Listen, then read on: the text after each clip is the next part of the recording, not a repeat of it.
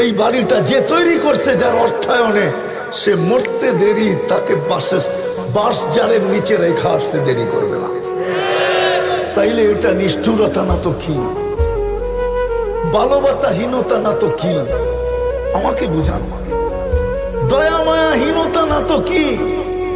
যার অর্থেই অট্টালিকাটা তৈরি হইল, মরতে দেরি, তাকে বাসতলায় রেখা আসতে দেরি করলো না।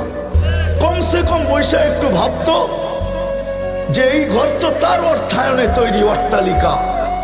মারা গেছে তো কি হইল, এখনই দাফন দিতে হবে, এটা আবার কি 2-4 দিন রাখি না?